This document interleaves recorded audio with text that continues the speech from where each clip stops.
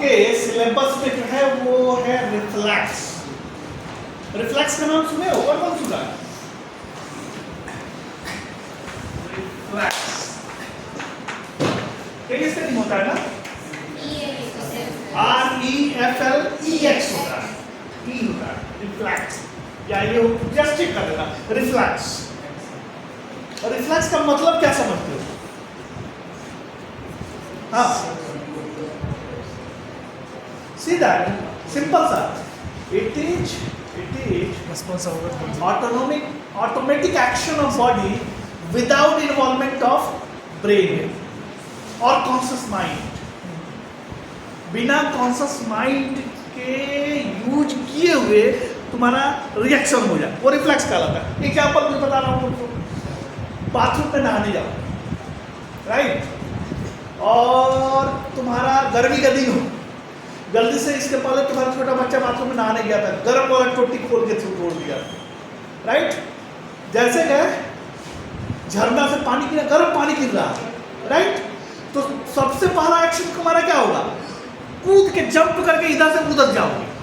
After that you will feel that there is a wall, right. अब जैसे यहाँ बैठी हुई है, इसको बाद में समझ में आया कि सर ने हाथ चलाया, automatically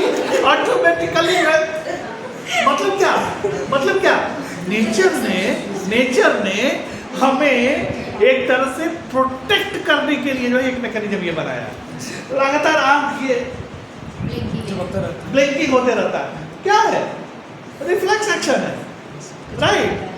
These all are reflex actions, तुम्हें भी बता रहे हैं। तो रिफ्लेक्स को वैसे कहा जाता है कि it is a spontaneous autonomic mechanical response to stimulus without the will of animal, like आंखों को बंद करना, closing of eye, withdrawal of limb when limb is touched with pins। अब देखो एक बड़ा बढ़िया चुटकुला है, चुटकुला में कहता है एक साइंटिस्ट जो है वो रिसर्च कर रहे थे, उन्होंने मेढक का एक पैर काट दिया, नहीं मेढक को पिन से चुभोया, और जैसे चुभोया और उसके बाद जंप, तो मेढक जंप कर दिया, राइट। दूसरे पैर को भी काट दिया, अब पिन से चुभाया, जंप, तो जंप कर दिया। चारों पैर को काट दिया और तब पिन को चुभाया, कह रहा जंप, तो जंप नहीं किया। तो उन्होंने लिखा अपने कंक्लूजन में कि चारों पैर काट देने से मेढक बाहर होगा, राइट, बट बाहर तो वो रिफ्लेक्स एक्शन नहीं कर पाएगा,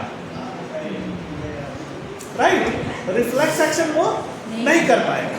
तो अब देखो रिफ्लेक्स का एग्जांपल तुमको हम बताए, अच्छा, watering of mouth seeing a food, it is also reflex action. जैसे इमली का नाम लो, ऑटोमेटिकली माउथ में वाटर आ जाता है, राइट, लाट जिसको सालिवा कहते हैं वो automatically, what is this? This is reflex action, okay. Some example of reflex in which animal doesn't have any knowledge, like discharge of bile from gallbladder, gallbladder से लगातार जो discharge होते रहता है, that is reflex action। Peristalsis of alimentary canal, restless movement करते हो, right? Secretion of glands, these are coming under the reflex action। Means reflex action means there is action without involvement of brain, upper tier of brain, right, forebrain, नीचे वाला brain stem आ जाता है, कभी कभी spinal cord के level पर decision हो जाता है, राइट, कभी कभी ब्रेन स्टेम तक जाता है, राइट। सो अब देखो different types of reflex, right.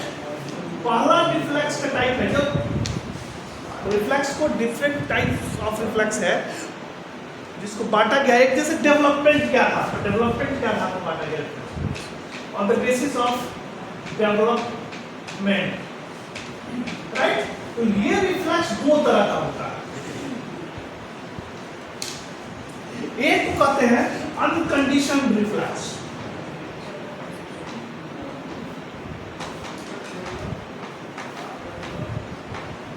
अनकंडीशन reflex, और दूसरा जो है इसको बोलते हैं condition reflex. Condition right. Uncondition जो रिफ्लेक्स है उसका दूसरा नाम भी है इनेट रिफ्लेक्स या इनबॉर्न रिफ्लेक्स। इनेट इसका दूसरा नाम भी है, इसका दूसरा नाम भी है इनेट और इनबॉर्न इनेट रिफ्लेक्स। और जो कंडीशन है उसका दूसरा नाम जो है दैट इज एक्वायर्ड रिफ्लेक्स। इसका दूसरा नाम जो है क्या है? Acquired reflex. देखो ये नाम से क्लियर है। अनकंडीशन मींस इनेट रिफ्लेक्स, ये जो है ये इनबॉर्न होता है और transmitted through heredity, right. That is in the process of development genetically ये ट्रांसफर होता है। दैट इज अनकंडीशन और innate reflex transfer genetically from one to another, next generation, one generation to next generation. And इसका example है जैसे blinking of आई। छोटे बच्चे को भी ऐसे करोगे आंख ब्लिंक करेगा वो। ब्लिंकिंग ऑफ आई लगातार जो कुछ सेकंड पर आंख जो ब्लिंक होते रहता है वो ब्लिंकिंग ऑफ आई किसका है? Unconditional reflex, right. Okay, unconditional reflex का दूसरा एग्जांपल है ब्रेस्ट फीडिंग, राइट। माँ का दूध जो बच्चा पीता है वो भी क्या है? That is also unconditional reflex. Swallowing, कुछ भी खाओ, राइट, या तो भीतर ले लोगे या बाहर कर दोगे, राइट। तो रिफ्लेक्स एक्शन दोनों में, and that is unconditional, that is इनेट, right. अब स्वैलो जो करोगे वो क्या होगा? अनकंडीशनल, इनेट। और मान लो वोमिट जो कर दोगे वो नहीं होगा अनकंडीशनल। वो डिपेंड करेगा कि तुमने जो लिया है उसके पहले तुम्हारा उसके प्रति क्या स्वाद उसका क्या रहा है, तो that will come under the condition, right. एक छोटा बच्चा है और छोटा बच्चा से बहुत सारे काम करने को मना कर दो तो पहले क्या करना ना करेंगे, लेकिन एक बार उसको एक्सपोजर मिल जाए, राइट, तो उसके बाद वो नहीं करता। तो कंडीशन रिफ्लेक्स का मतलब ये हुआ कि after birth by the process of learning there is condition or requirement reflex। Example तुम्हारा है withdrawal of limb। जैसे तुम चलते रहते हो, अचानक नीचे शीशा आ जाए, तो शीशा आएगा तो फिसलना शुरू होगा, तो तुरंत आदमी पैर को उठाता है, राइट। बाद में पता चलता है कि शीशा है कि क्या है, राइट। और ये सीखा है condition reflex, right? That is acquired reflex, that is learning reflex, right? Okay, then तुमको दूसरा एग्जांपल है तुम्हारा salivation after spelling। मुंह में पानी तो से आएगा नहीं, salivation कब आएगा? पहले आप स्मेल करने के बाद पता चलता है कि yes this is good or bad, right। तो salivation after spelling is also coming under the conditions reflex। तो ये क्लियर हो गया। on the basis of development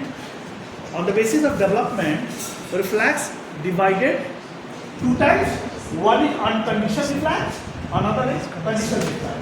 unconditioned reflex is also known as innate reflex, that is genetically inherent reflex, and another conditioned reflex or acquired reflex, that is after birth, that is by the process acquired by the process of learning, right। और example हमने अभी बताया आपको। अब जो है दूसरे तरह का जो रिफ्लेक्स है on the basis of response, on the basis of development हुआ, ऑन द बेसिस ऑफ दूसरा जो है on the basis of response.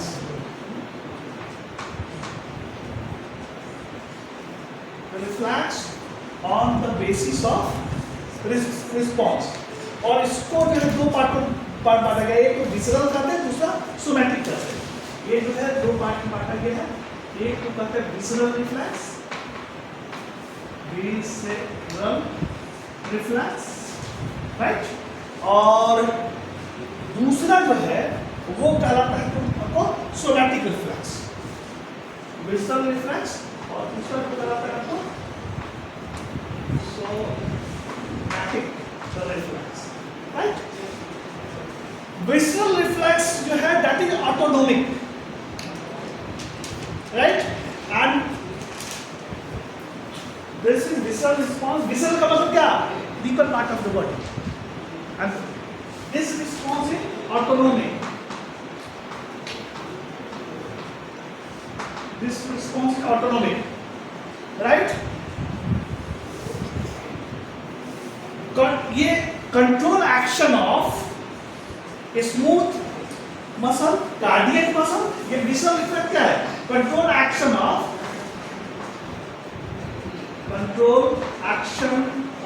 पहला smooth muscle, दूसरा कार्डियक मसल,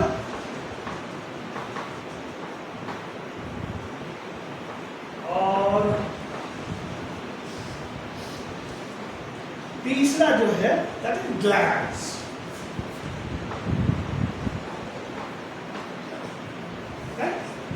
जो सोमैटिक रिस्पॉन्स है ये control skeletal muscle contraction, include superficial and stretch reflexes. ये सोमैटिक रिफ्लेक्स जो है ना, ये superficial part of the body,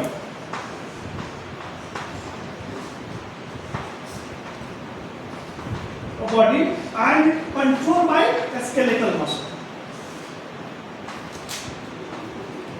जैसे पिन का चुभना, this will come under the somatic response, right. Visceral में क्या है? ग्लैंड का secretion, that is coming under the visceral reflex, right? तो हमने रिफ्लेक्स को दो तत्व पढ़ा, एक तो on the basis of development, दूसरा on the basis of response। तीसरा जो है इसीलिए रिफ्लेक्स तीसरा जो है वो on the basis of processing site। Her type जो है वो है on the basis of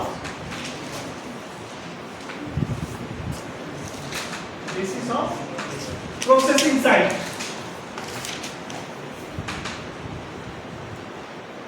on the basis of processing site।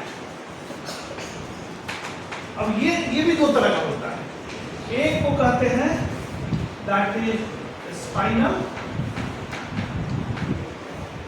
reflex, और दूसरा को कहते हैं that is cranial reflex। एकदम क्लियर है, on the basis of processing in the spinal cord, spinal reflex में जो है processing spinal cord में होगा, और cranial reflex में processing जो है वो brain stem में होगा, right? क्रैनियल रिफ्लेक्स में प्रोसेसिंग जो है वो ब्रेन स्टेम में होगा। अभी स्ट्रक्चर बना कर भी दिखाऊंगा, राइट। तो ये अब दिखाऊंगा क्या, देखो यहाँ पर समझने की कोशिश करते हैं, लेकिन सब होगा ये ब्रेन का स्ट्रक्चर है, right. Brain pons medulla, right. This is, अब देखो ये स्ट्रक्चर है, यहाँ पर देखो एक्शन जो है ये ऊपर वाले सेंटर में तो जाएगा नहीं, रिफ्लेक्स में इसमें नहीं जाएगा। अगर अगर अगर अगर मान लो कि यहाँ पर हैंड है और यहाँ से जो है आया और यहीं से डिसीजन हो गया और एक्शन हो गया सेंसरी और मोटर के द्वारा, तो ये तुम्हारा क्या हुआ? Spinal reflex. लेकिन अगर यहाँ आया फिर यहाँ ऊपर इस सेंटर में चला गया, इस ब्रेन स्टेम में, और वहां से फिर मोटर रिस्पॉन्स आया, then that is known as cranial। Clear or not clear? So what we studied, Ankit, on the basis of three types बताया। First on the basis of development, कौन से reflex होता है? Unconditioned and conditioned. दूसरा हमने क्या बताया था on the basis of basis of response क्या क्या होता है? सोमैटिक। और तीसरा अभी आपको बताया the basis of processing side, तो उसमें क्या होगा? Spinal reflex and cranial reflex. चौथा जो है that is on the basis of complexity circle, on the basis of complexity circle. ये तीसरा हो गया। फिर चौथा on the basis of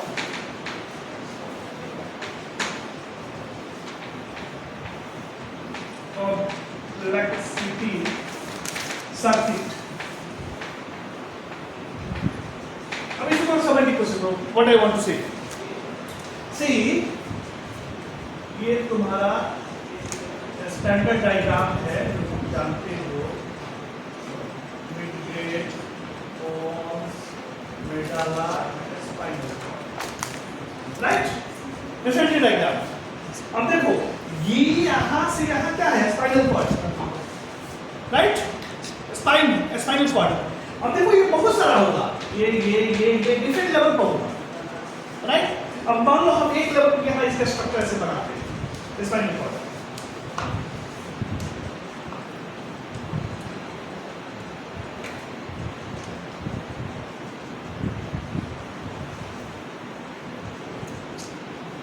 ये स्पाइनल कॉर्ड। फिर हम दूसरा स्पाइनल कॉर्ड यहाँ स्ट्रक्चर बनाते हैं।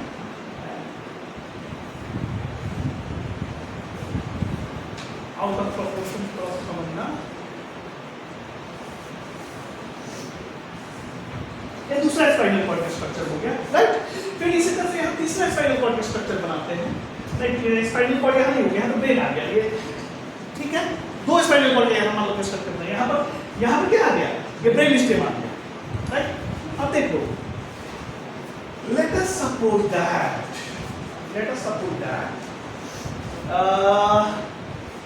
ठीक से समझने की कोशिश करता हूँ। ये तुम्हारा हैंड है, राइट? ये हैंड है,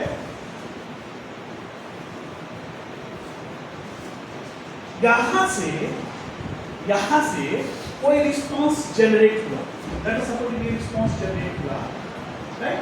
ये रिस्पॉन्स जनरेट हुआ यहाँ से, और ये जो है न्यूरॉन है, राइट? और ये आता है सेंसरी और यहाँ टकराव यहाँ से देखिए, राइट? फिर व्हाट इज हैपनिंग दैट यहाँ पर दूसरा न्यूरॉन है, और उसमें यहाँ एक टकराव करती है, यहाँ पर जो है तो इसको ये इंटर न्यूरॉन कहलाएगा। और फिर यहाँ एक तीसरा न्यूरॉन है,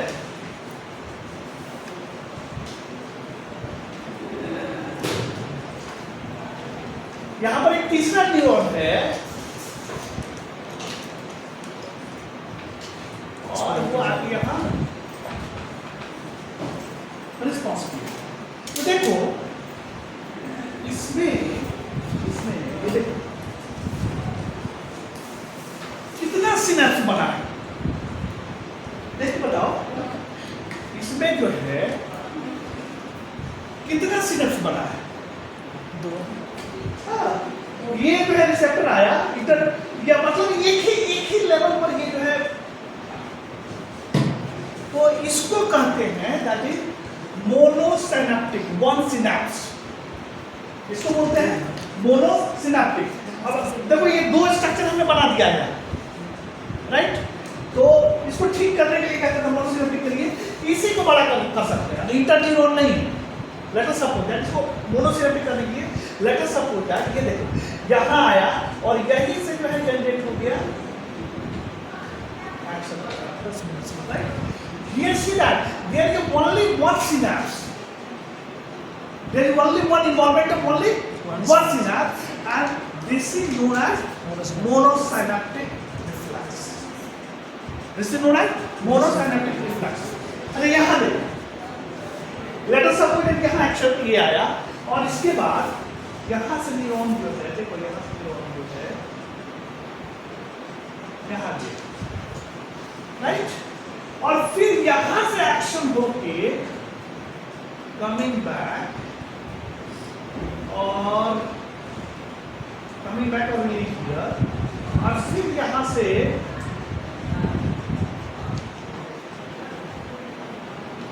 there are involvement of more than one synapse, right? So this is known as polysynaptic complexity. So multiple synapse करते हैं। ये concept समझे कि नहीं समझे? तो on the basis of complexity subject, ये reflex जो है बांटा जाता है monosynaptic, synaptic and polysynaptic।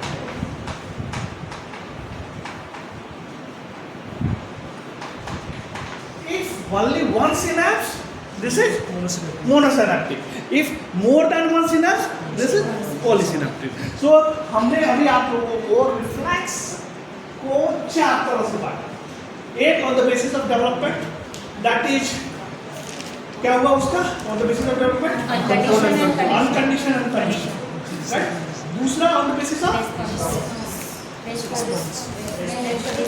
on the basis of response. So that is autonomic, digital and somatic. तीसरा on the basis of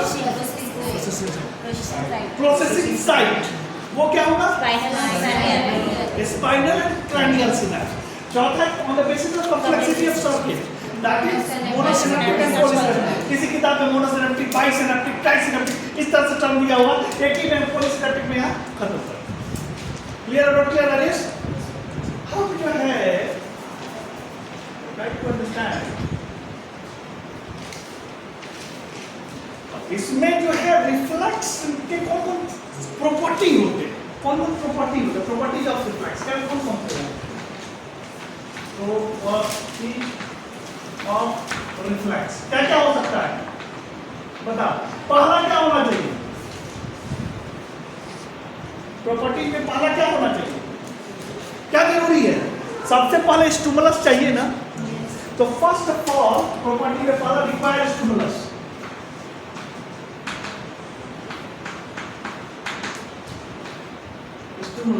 Stimulus, you all people know what is stimulus? To initiate the process. तो first क्या है? Stimulus चाहिए, property. दूसरा क्या है? This इसका property क्या है? This is very fast, quick process, right? Very quick process होता है।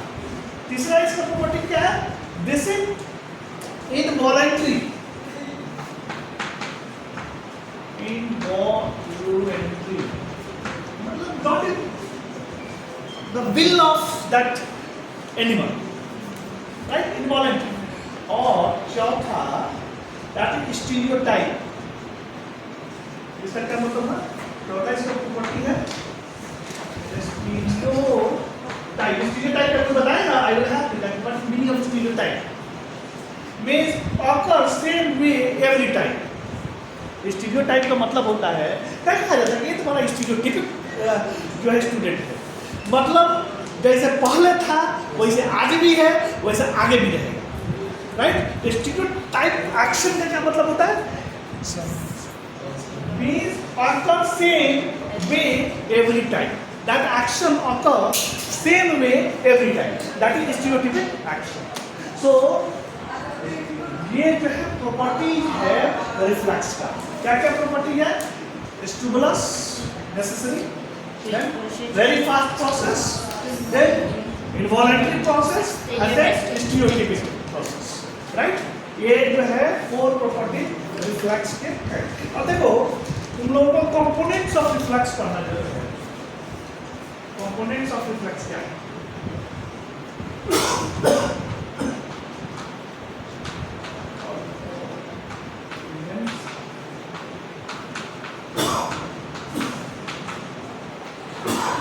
कंपोनेंट्स ऑफ रिफ्लेक्स क्या है? इसको जरा समझने की कोशिश करो। ये तुम्हारा स्ट्रक्चर है,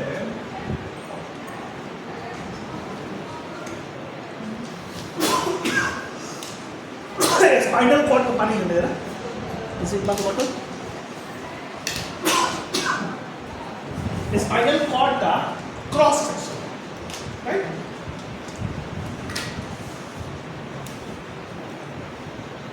इसका स्ट्रक्चर बनाया जाता है। अगर नहीं पढ़े हो तो पढ़ा देंगे कभी।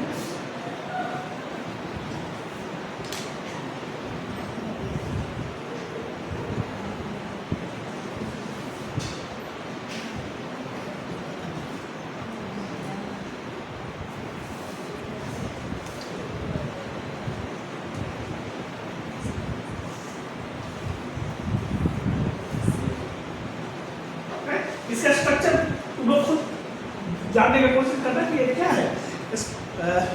तुमको एक तरह से स्पाइनल कॉर्ड का जो है cross section, okay.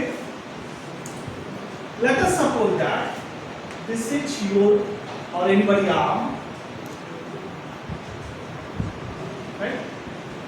This is structure of arm, right. तो कंपोनेंट्स में पहला क्या होगा, इसीलिए देयर मस्ट बी, अगर मान लो यहाँ एक्शन हुआ, यहाँ न्यूरॉन है, यहाँ पर मैकेनिकल गेटेड सोडियम चैनल होना चाहिए, या रिसेप्टर जो है वो होना चाहिए जो इस सेल्स को पकड़ सके, राइट। तो पहला जो है there must be somatic receptor. First इसका जो कंपोनेंट क्या है, सोमैटिक रिसेप्टर, जरूर होना चाहिए सोमैटिक रिसेप्टर, राइट। और ये जो सोमैटिक रिसेप्टर जो है वो लोकेटेड इन स्किन, मसल और joint, right. Located in skin, muscle और ज्वाइंट। तो ये सोमैटिक रिसेप्टर है, ये सोमैटिक रिसेप्टर है, राइट। और देन दूसरा जो है सेकंड मतलब एफरेंट, इसको सेंसरी भी बोलते हैं, एफरेंट नर्व फाइबर। एफरेंट का मतलब आने वाला, right, that is sensory nerve fibre भी बोलते हैं। जैसे covers inferior to posterior grey horn in spinal cord, से यहाँ से न्यूरॉन जो है, न्यूरॉन है, ये आपके ये क्या है तुम्हारा एफरेंट नर्व फाइबर, बहुत सारा हो सकता है नर्व फाइबर जो जा रहा और जाके ये गैंग्लिया के पास सरेंडर कर देता है। गैंग्लिया क्या है, group of cell body outside the central nervous system, right. Outside the central nervous system group of cell body पता है, गैंग्लिया के पास सरेंडर कर देता है, राइट। तो दूसरा तुम्हारा एफरेंट नर्व फाइबर होगा। अब देखो यहाँ से ये एफरेंट नर्व फाइबर जो है यहाँ से बड़ी मतलब neuron carrying, this is sensory neuron, और वो आके इस साइड पर रिलीज करेगा, right. And third one that is integrating centre,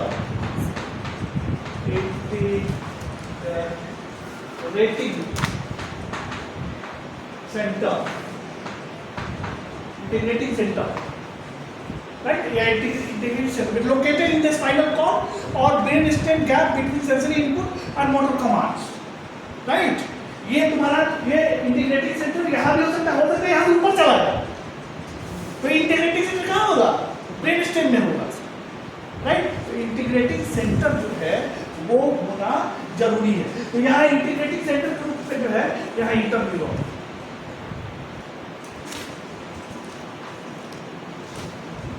right? This is integrating center. And fourth one, that is efferent nerve fiber.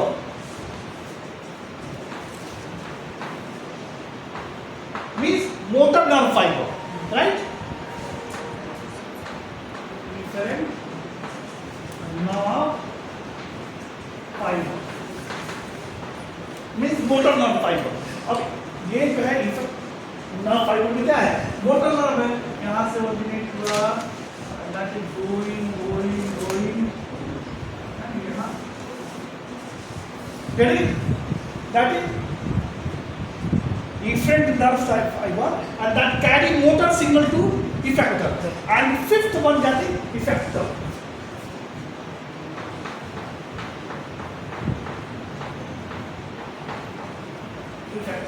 अब ये इफेक्ट क्या करेगा, मान लो यहाँ पर प्रिकिंग हुआ, राइट, इस न्यूरॉन ने रिसेप्टर को कैरी फॉरवर्ड किया, राइट, कैरी फॉरवर्ड किया और कैरी फॉरवर्ड करके यहाँ स्पाइनल कॉर्ड में न्यूरोट्रांसमीटर रिलीज किया।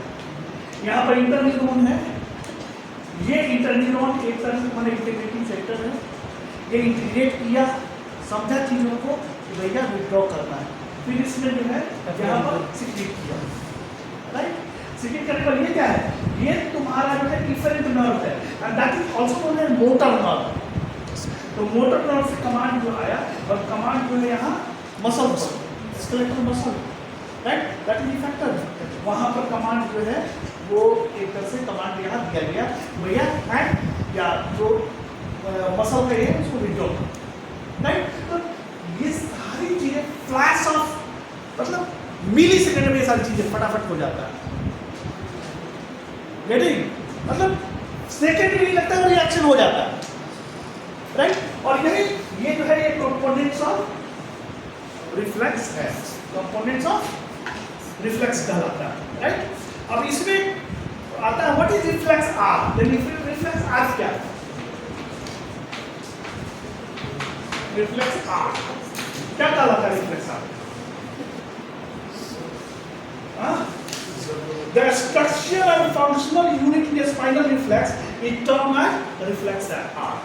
ये जो ये देखो ये आर्क बना रहा है, यहाँ आया यहाँ आया, ये पूरा क्या कहलाएगा, ये पांचों कंपोनेंट मिलके रिफ्लेक्स आर्क बनाता है। So structural and functional unit of reflex is known as reflex arc and this is simplest reflex arc. अगर देखो, अगर मान लो डिसीजन यहाँ नहीं होना है तो व्हाट विल हैपन दैट, यहाँ से फिर एक सेंसरी न्यूरॉन होगा जो ऊपर कैरी फॉरवर्ड करेगा, ऊपर ले जाएगा कहाँ, ब्रेन स्टेम में, और ब्रेन स्टेम से फिर डिसीजन आएगा यहाँ, और फिर जो है ब्रेन स्टेम से डिसीजन आने का फिर एक्शन होगा, तो वो क्या हो गया, कॉम्प्लेक्स रिफ्लेक्स, राइट। तो ये रिफ्लेक्स, ये सिंपलेस्ट तुम्हारा रिफ्लेक्स आर्क है, राइट। तो reflexes share three classical characteristics. They have sensory inflow pathway, central relay site, and motor outflow pathway. Right? तो यही थोड़ा सा था रिफ्लेक्स के विषय में, इसको जाके किताब से जो है पढ़ लेना एंड इसको ये कर लेना, फिर जो है ये